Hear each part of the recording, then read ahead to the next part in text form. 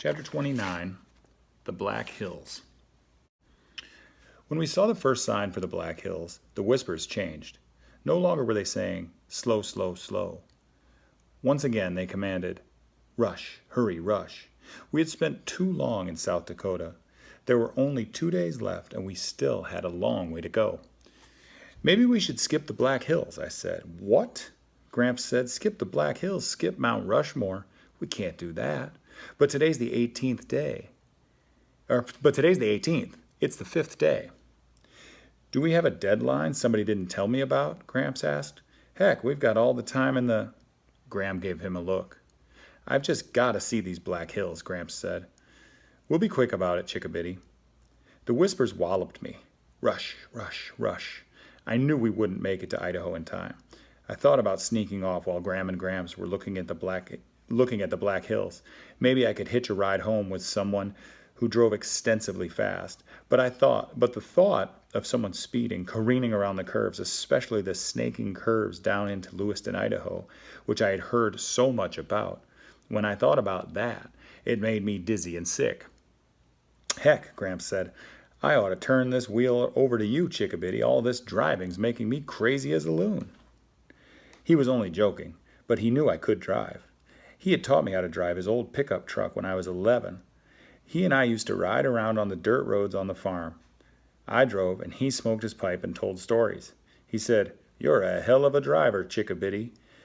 But don't tell your mama I taught you. She'd thrash me half to death. I used to love to drive that old green pickup truck. I dreamed about turning 16 and getting my license. But then, when Mama left, something happened to me. I became afraid of things I had never been afraid of before, and driving was one of these things. I didn't even like to ride in cars, let alone drive the truck. The Black Hills were not really black.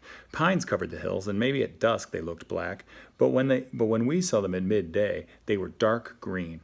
It was an eerie sight. All those rolling dark hills, a cool wind blew down through the pines, and the trees swished secrets among them. My mother had always wanted to see the Black Hills. It was one of the sights she was most looking forward to on her trip. She knew all about the Sioux Indians and used to tell me about the Black Hills, which were sacred to them. It was their holy land, but white settlers took it as their own.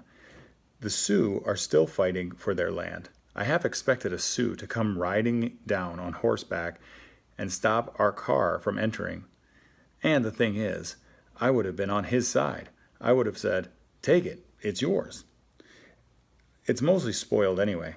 It's a shame. All along the road are billboards telling you not to miss the reptile farm, and not to miss the bear campground, and not to miss Buffalo Park. We drove through the Black Hills to Mount Rushmore. At first, we didn't think we were in the right place, but then, jing bang, it was right there before us. There, high up on a cliff's face, were the 60-foot tall faces of Washington, Jefferson, Lincoln, and Teddy Roosevelt, carved right into the rock, staring somberly down at us. It was fine seeing the presidents. I've got nothing against the presidents, but if you'd think the Sioux would be mighty sad to have those white faces carved into their sacred hill. I'll bet my mother was upset. I wondered why whoever carved them couldn't have put up a couple of Native Americans there too. Gram and Gramps seemed disappointed as well. Gram didn't even want to get out of the car, so we didn't stay long. Gramps said, I've had enough of South Dakota. How about you, Chickabiddy? How about you, Gooseberry? Let's get a move on. By late afternoon, we were well into Wyoming, and I added up the miles left to go. Maybe we could make it, just maybe. Then Gramps said, I hope nobody minds if we stop at Yellowstone. It would be a sin to miss Yellowstone. Gram said, Is that where Old Faithful is? Oh, I would love to see Old Faithful. She looked back at me. We'll hurry. Why, I bet we'll be in Idaho by the 20th without any problem at all. Gramps said, Is there some reason why we should be in Idaho by the 20th? Gram interrupted him with the most significant look.